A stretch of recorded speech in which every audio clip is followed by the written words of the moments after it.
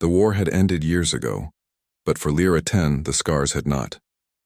They crawled across her silver skin like rivers of fire frozen in time, reminders of the day her medical station was bombed. She had survived the flames, but not without cost. Once her reflection shimmered like polished moonlight. Now, when she looked in the mirror, all she saw was a broken pattern of dark burns and uneven skin. Her people, the Zalari, believed beauty reflected strength and purity. To them, her scars were marks of imperfection, a story that should have ended long ago. Lyra learned to hide behind her work.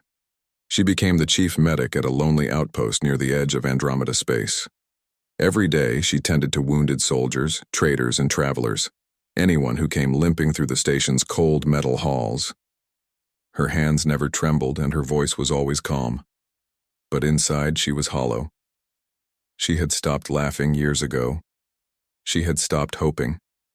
The other medics respected her skill, but rarely spoke to her beyond duty. They pitied her, though none dared say it aloud. Sometimes she caught them whispering behind the sterilization chambers, their voices low and heavy with sympathy. Such a shame. She was once so beautiful. Lyra would pretend not to hear. She had stopped believing that beauty mattered, but deep down she knew that was a lie. Every time someone looked at her with that soft, careful gaze, she felt her heart shrink a little more. No one saw her as a woman anymore, only as a survivor. And then, one cold morning, a new patient arrived. A human. He was brought in unconscious, carried by a small crew from a damaged supply vessel. His body was broken. Deep plasma burns across his shoulder, fractured ribs, and a missing arm. His ship had been caught in a meteor storm while carrying medicine to the frontier worlds. Humans were rare in Zalari space. Most of them kept close to their own colonies, far from where she worked. When Lyra first saw him on the medical bed, she hesitated. He looked fragile even by human standards, pale, battered, yet somehow peaceful. His name tag read Evan Hale, Captain of the Odyssey Dawn. She began to treat him carefully, scanning his vitals and cleaning the burns along his chest. His skin was rough, his heartbeat strange, fast and heavy, so unlike her people's soft rhythm. And yet, as she worked, she noticed something strange. Even unconscious, his face seemed to hold a faint trace of a smile, as if he was dreaming of something better. When he finally woke, she was checking the monitors beside his bed. His voice was hoarse but full of humor. "Where am I? Please tell me this isn't the afterlife," he muttered. "You are alive," Lyra replied, her voice calm but cold. "This is the Zalari outpost, Sector 12. He blinked, studying her face. Most humans reacted with confusion or awe when seeing a Zalari for the first time. Their silvery eyes and long features often startled outsiders. But Evan didn't flinch. Instead, his eyes softened. "You're the one who fixed me up?" She gave a brief nod. "Yes." He smiled weakly.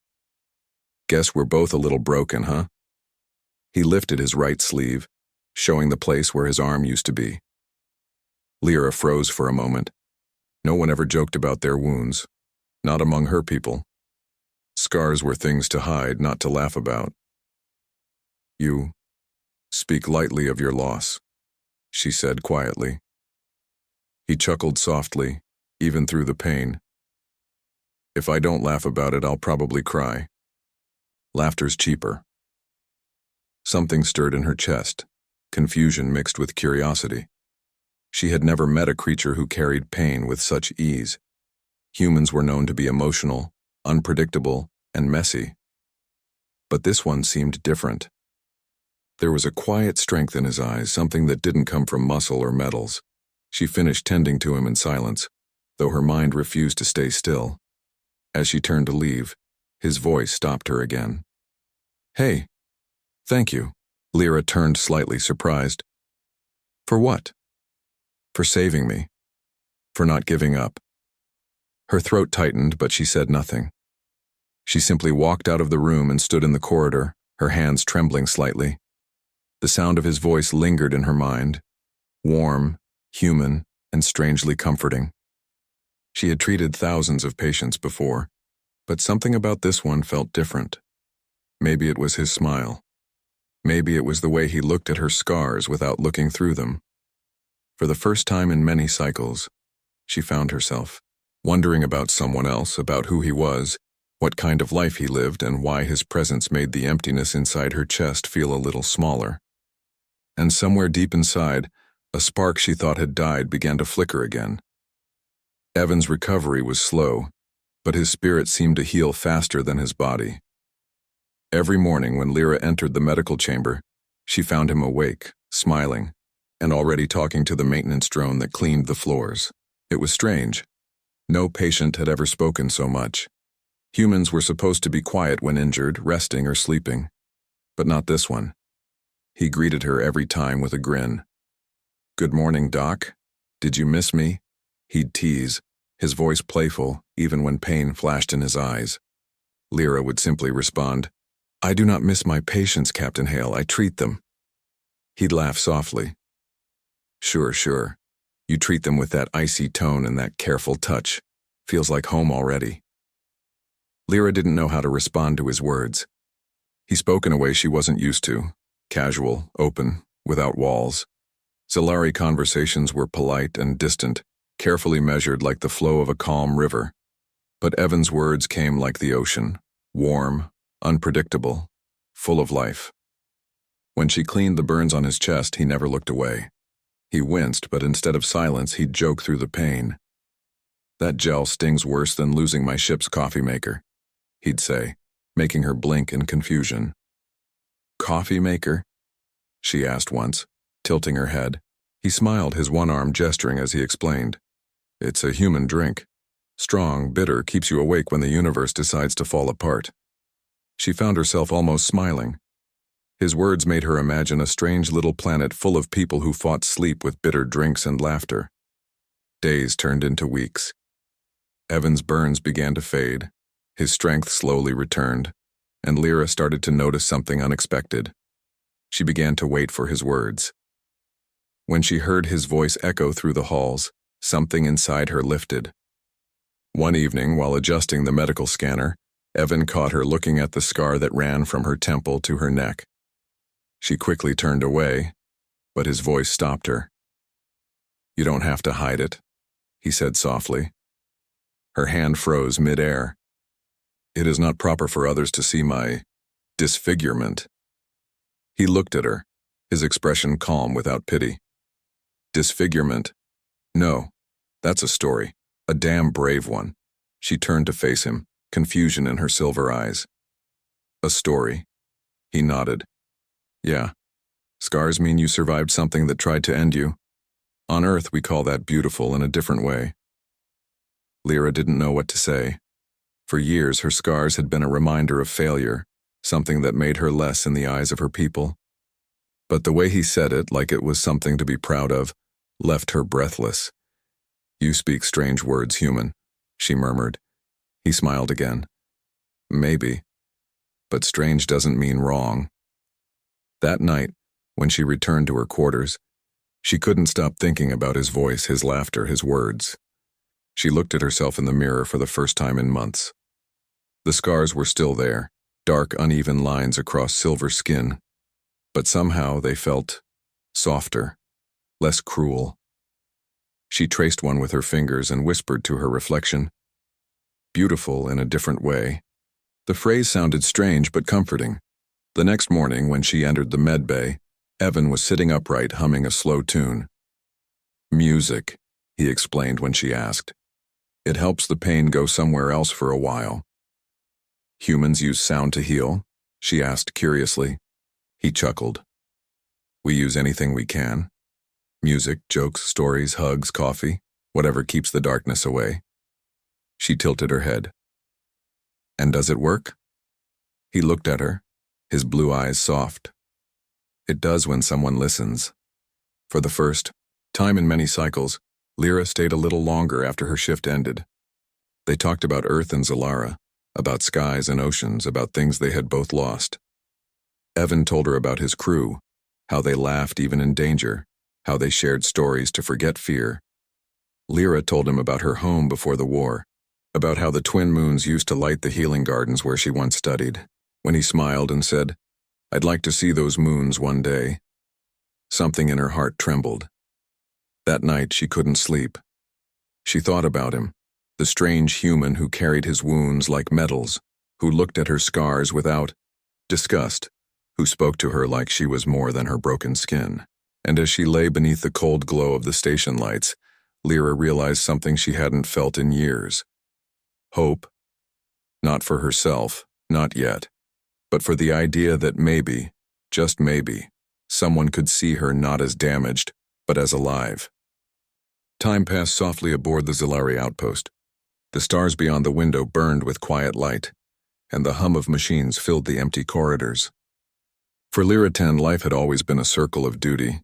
Heal, record, rest, repeat. But since Evan Hale's arrival, that rhythm had changed. Every day brought something new, something unexpected. He had a way of turning silence into comfort, of filling the air with laughter that didn't hurt to hear. Even when his wounds still ached, he kept his humor alive. The other medics began calling him the loud human, half annoyed, half amused. But to Lyra, he was something more. She didn't know when it began, this strange warmth in her chest whenever he spoke. Maybe it was the way he never looked at her scars like everyone else did. Maybe it was how he made her feel like more than a medic, more than a survivor. One evening, when most of the station slept, she found him sitting by the observation window, staring into the endless night. The twin moons of Zalara hung far below, glowing like silver coins in the darkness. "You should be resting," she said softly. He smiled without turning. "And miss this view?" "No chance." She stepped closer, her hands behind her back. "You have seen many stars, Captain Hale. Why does this view matter?" He looked at her then, his eyes bright under the dim light. "Because I'm sharing it with someone worth remembering." Her heart skipped. She tried to look away but couldn't. No one had ever spoken to her like that, not with pity, not with duty but with warmth. "Humans," she whispered, shaking her head. "You always speak such strange things." He chuckled. "Maybe. But sometimes strange words are the true ones." They sat there in silence, side by side, watching the galaxies drift by. Lyra felt something she hadn't felt in years: peace. The stars didn't seem so distant anymore. As days passed, their bond deepened. Evan began to walk short distances, his steps uneven but determined. He refused to use a prosthetic arm. "Maybe later," he'd say. "For now, I'll just learn to do things my way." Lyra admired that.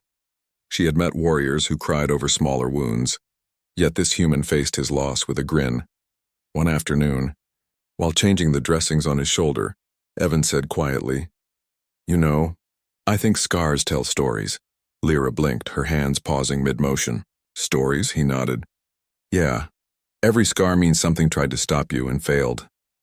She looked at her reflection in the metal tray beside her. The jagged marks across her face seemed to glow under the light. "Then my story must be full of failure," she said softly. He shook his head. "No, it's full of survival." For a moment she couldn't breathe. His words were simple, but they reached places inside her that had been cold for years. Later that night she walked alone to the viewport again. The reflection of her face stared back. Silver eyes, scarred skin, and a faint smile she didn't recognize. For the first time she didn't look away. Rumors began spreading around the outpost. Some medics whispered about her spending too much time with the human. Others said it was against Zalari custom to bond with an off-worlder. Lyra ignored them, but their words lingered like shadows in her mind. When Evan noticed her quietness, he frowned. "Hey, what's wrong?" "You look like someone erased the stars," she sighed. "My people would not understand this. Friendship." He leaned back, his one arm resting across his chest. "Then it's a good thing friendship doesn't need their permission." She looked at him with wide eyes. "You make it sound simple." He smiled. "It is simple. Complicated people make it hard." Her lips curved slightly, the hint of laughter in her throat. It felt good. Strange, but good. That night, as the artificial lights dimmed and the station fell quiet, Evan asked her something that caught her by surprise. "Lyra, do you ever wonder what it's like on Earth?" She hesitated. "I have read of it. Blue oceans, green lands, it sounds Alive, he nodded slowly. It is. But you know what I miss most? What? The way sunsets look different every day. They never repeat. Kind of like people. Everyone's got its own shape, its own scars. She stared at him for a long moment, her heart softening with every word. He didn't see scars as ugliness. He saw them as something natural, like the shifting colors of the sky. As he spoke, she realized something terrifying and beautiful. She was beginning to care for him, not as a patient, but as something deeper. Something forbidden. She told herself it was impossible. Their worlds were too far apart. Their species were too different. But when he smiled at her again, that thought vanished like mist, because when he smiled, she didn't feel alien anymore. She just felt alive. And in that small, quiet moment beneath the stars, a human and a Zalari began a story neither of their worlds would ever forget. The station had grown quiet again. The long hum of the engines, the steady rhythm of machines, and the calm of the medical bay, all of it felt heavier now. Lyra 10 had grown used to Evan's laughter echoing down the halls, to his questions about everything she once took for granted. But the sound of that laughter had begun to fade. Evan was healing fast. Too fast. His wounds were closing, his strength returning. Soon he would be well enough to leave. Lyra tried to remind herself that this was a good thing. A medic's duty was to heal and let go. Yet every time she looked at him, that truth felt more painful. One morning, as she checked his vitals, she found a small message blinking on her datapad. Transfer order. Captain Evan Hale to be returned to Federation Command. Her fingers froze over the screen. Her heart beat faster. He was leaving. That evening, she went to his chamber, but before she could speak, he greeted her with his usual grin. Guess what? They're sending a ship to pick me up. Looks like my vacation's over. His voice was light, but she could hear the sadness behind it. She lowered her eyes. So soon? He nodded slowly. Yeah. Command doesn't like leaving their captains missing too long. Gotta get back to work, I suppose. For a long moment, silence filled the room. Only the faint sound of the monitors could be heard. Finally, Lyra said quietly, You should be pleased.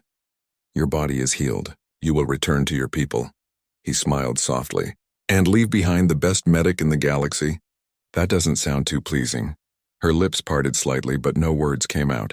No one had ever spoken to her like that, with honesty that warmed instead of burned.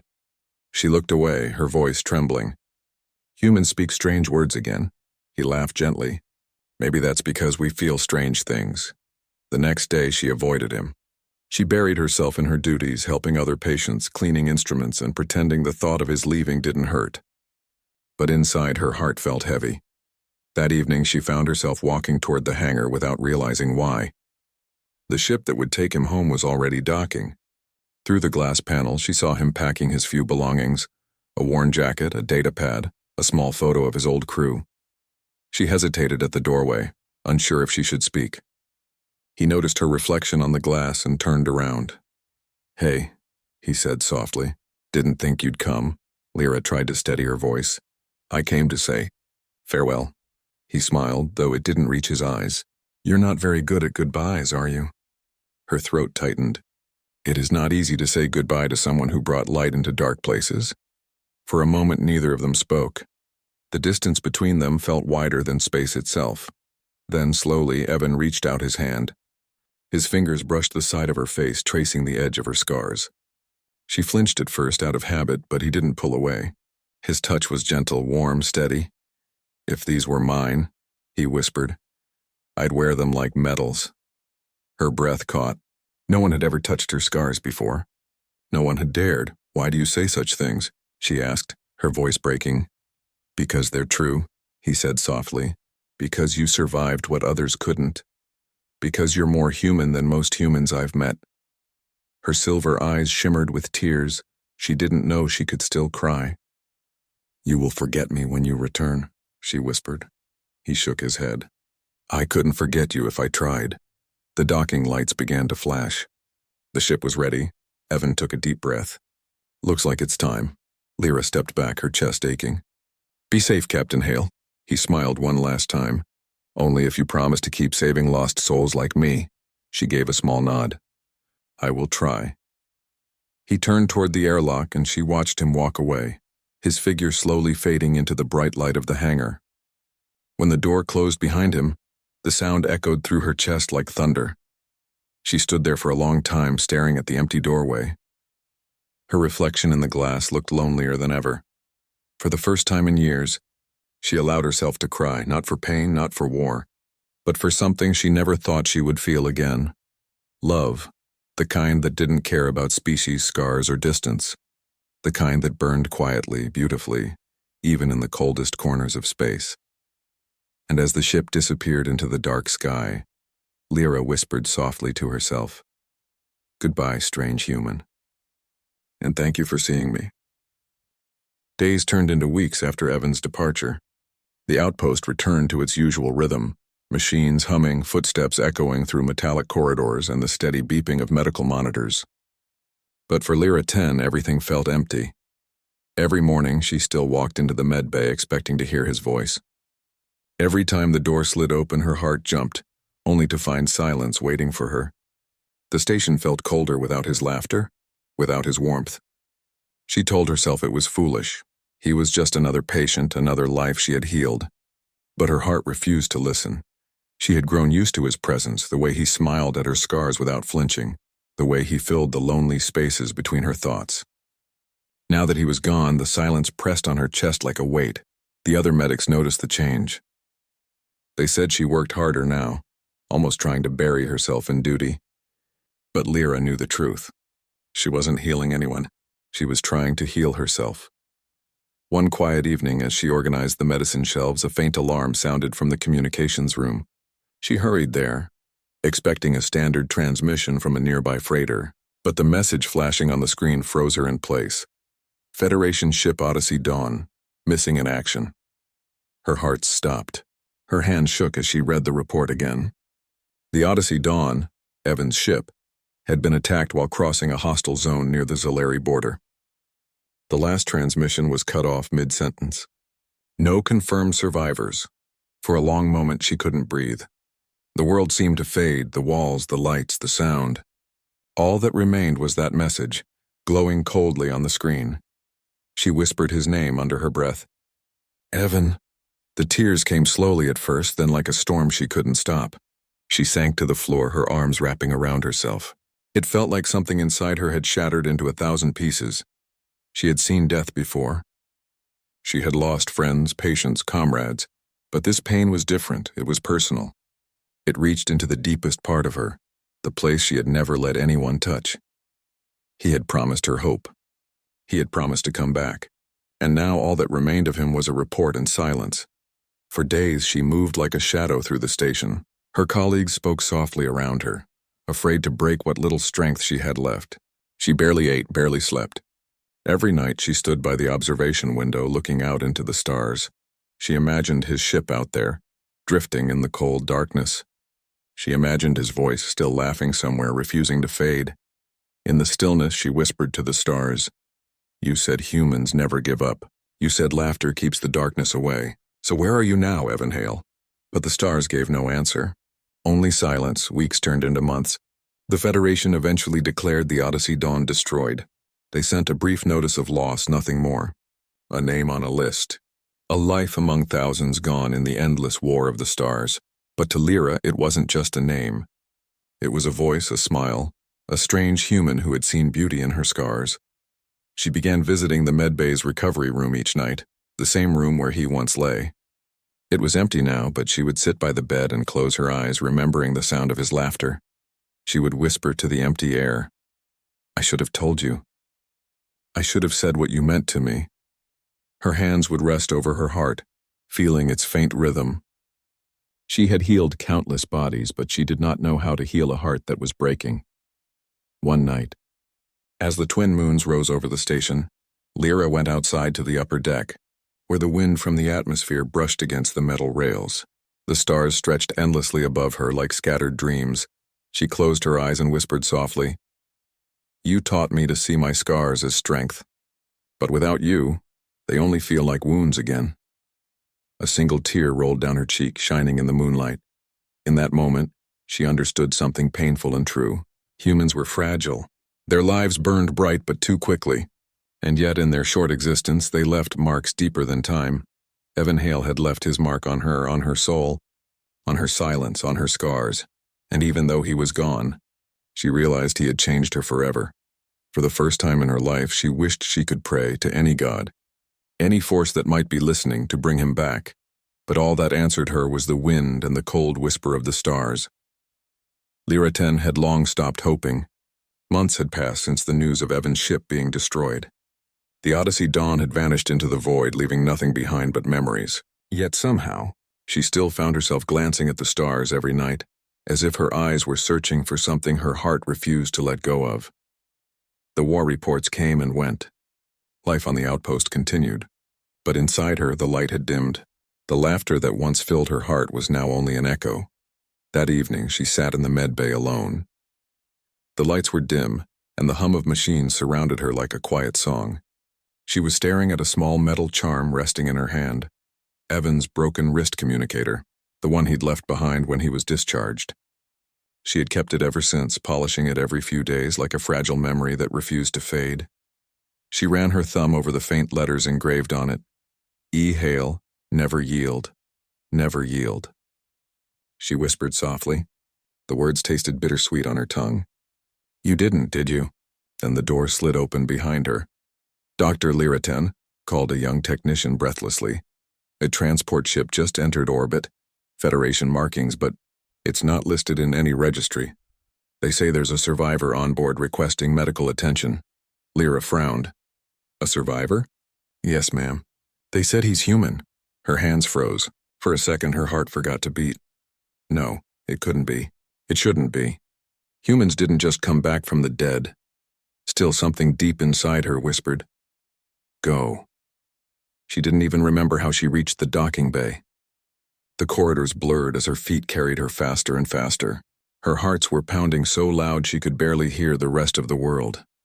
When the docking doors opened, she saw it, a small, damaged shuttle, its surface blackened from re-entry. The Federation insignia was half-scorched and smoke curled from its edges. 2 security officers stood nearby, speaking to the ship's pilot. Then the ramp lowered, hissing with steam, and there he was. Evan Hale stepped down slowly, limping slightly, his body wrapped in a torn Federation jacket. His hair was longer, his face thinner, his skin marked with burns and fresh scars. But his eyes were still the same. That bright, stubborn light was still there. Lyra stood frozen, unable to breathe. She thought she was dreaming. He looked around, scanning the crowd of officers and medics, and then his gaze found her. For a moment, everything stopped. The noise, the lights, even time itself. He took one slow step forward, then another. His voice cracked as he spoke, quiet but clear. You didn't think I'd break a promise, did you? Tears blurred her vision. She ran to him before she could think, her steps echoing through the bay. She reached him, and without a word she wrapped her arms around him. Evan held her tightly, his body trembling against hers. He could feel her tears soaking his shoulder. I thought you were gone, she whispered, her voice breaking. I thought the stars had taken you from me. I tried, he said softly, his lips close to her ear. Tried to come back. Took longer than I hoped. The ship was ambushed. Half the crew didn't make it. I drifted for weeks until a minor vessel found me. He pulled back just enough to look at her face. His eyes softened when he saw her tears. Guess I was too stubborn to die. Lyra let out a shaky laugh between her sobs. Humans always breaking the rules of the universe. Evan smiled faintly. Maybe I just had a reason to come back. His hand brushed gently over the side of her face, his thumb tracing the edge of one of her scars. Told you before, these are beautiful. You remember? She nodded slowly, her lips trembling. You shouldn't have remembered something so small. It wasn't small, he whispered. You weren't small. Silence fell between them, but it was a different kind of silence now. Not the cold emptiness of loss, but the quiet peace that comes after finding what you thought was gone forever. The officers around them respectfully looked away. The medics pretended to busy themselves. Everyone knew this moment belonged only to them. Finally, Lyra spoke, her voice barely more than a breath. You came back. I promised I would, Evan said with a tired smile. You gave me something to fight for. I couldn't leave without saying it. Saying what? He took her hand in his. rough, warm, trembling, and pressed it against his heart. "That I love you, scars and all." Lyra closed her eyes, tears falling freely now. Her heart beat faster beneath her ribs, and for the first time in what felt like forever, she smiled. The human who had once been her patient, her light, her impossible miracle, had come back from the edge of death just to keep his word. And as she held him under the quiet hum of the station lights, she realized that maybe love wasn't bound by species or scars or distance. Maybe love was what survived everything else. The days after Evan's return were like a dream Lyra 10 didn't want to wake from. She still woke up every morning expecting to feel the same heavy silence that had haunted her for months. But now, when she opened her eyes, there was laughter again. Human laughter, echoing softly in the medbay corridors. Evan had survived more than most could imagine. His body was marked with new scars, deep and jagged, some from burns, others from battle wounds. But whenever she looked at them, he only smiled and said, "Guess now I match you." Those words made her heart ache in the best way possible. She spent long hours helping him heal. She replaced bandages, treated burns, and watched as his strength slowly returned. Sometimes, when he slept, she would sit quietly beside him, watching the gentle rise and fall of his chest. For so long, she had thought she would never see that sight again. And each time he opened his eyes and smiled at her, she was reminded of something she had nearly forgotten: hope. One evening, as the twin moons rose outside the station, Lyra found Evan sitting on the observation deck. He was staring out at the stars, his old Federation jacket wrapped loosely around his shoulders. When she joined him, he gave her that same crooked smile she had missed for so long. "Beautiful, isn't it?" he said softly. "The universe, still full of fire even after everything." Lyra followed his gaze. The stars stretched endlessly, cold and distant, yet alive with light. "Sometimes," she whispered, "I think we are all just pieces of that fire, burning, fading, and lighting others along the way." Evan looked at her for a long time. Then he reached out and gently touched her hand. "You did that for me," he said. "You kept me alive when I wanted to give up." She shook her head slowly. "You came back when I stopped believing. You saved me from my own silence." Their eyes met, alien and human, scarred and fragile, yet bound by something stronger than words. Later that night, Evan stood in front of the small mirror in the med bay, shirtless, studying the marks across his chest and arms. The scars shimmered faintly under the medical light, like pale silver lines against his skin. Lyra stood behind him quietly, watching. He turned toward her and smiled. "Guess I'm not so pretty anymore, huh?" She frowned softly. "No," she said, stepping closer. "You are perfect," he chuckled. "You really mean that?" "Yes." Her voice was firm but gentle. "Scars mean you lived. They mean you fought, survived, and still chose to smile. There is nothing more beautiful than that." Evan was silent for a moment. Then he reached out, his fingers brushing against the faint markings on her face, the ones she had once hidden behind her hair. "Funny," he said softly. "That's exactly what I thought about you." Her breath caught in her throat. For a moment, neither of them moved. The hum of the station faded away, and only the sound of their hearts filled the room. One human, one alien, both broken, both whole. And then, without hesitation, he pulled her close. Lyra felt his warmth, his heartbeat, his breath against her skin. It wasn't the cold touch of pity or gratitude. It was love, quiet and real. Born from pain and healing alike, she whispered against his shoulder. "You proved me wrong, Evan Hale. You showed me that humans can love scars." He smiled softly, his voice low and steady. "Not just love them, but cherish them, because they tell the story of who we are." In the weeks that followed, life slowly found rhythm again. The war ended, ships stopped burning in the sky, and in a corner of the galaxy, in a small outpost once filled with silence, laughter began to echo once more. Evan and Lyra worked side by side in the med bay. They healed others, humans, aliens, soldiers, travelers, anyone who came seeking help. Sometimes new patients would stare at them, curious about the pair, the scarred alien doctor and the human with matching marks. And when they asked about their scars, Lyra would only smile and say, "They are not wounds anymore. They are memories of someone who never gave up." At night, they would sit together under the stars. Evan would tell her stories about Earth, about blue skies, oceans, and rain. She would listen quietly, imagining them, dreaming of a world where she could walk beside him without fear. Someday, he promised, he would take her there. To see a sunrise, he said. No stars. Just one bright sun climbing over the ocean, she smiled softly. Then I will go wherever you go, human. And as the stars shone above them, their hands entwined, their scars glimmering faintly in the moonlight, it was clear to both of them. Love was not about perfection.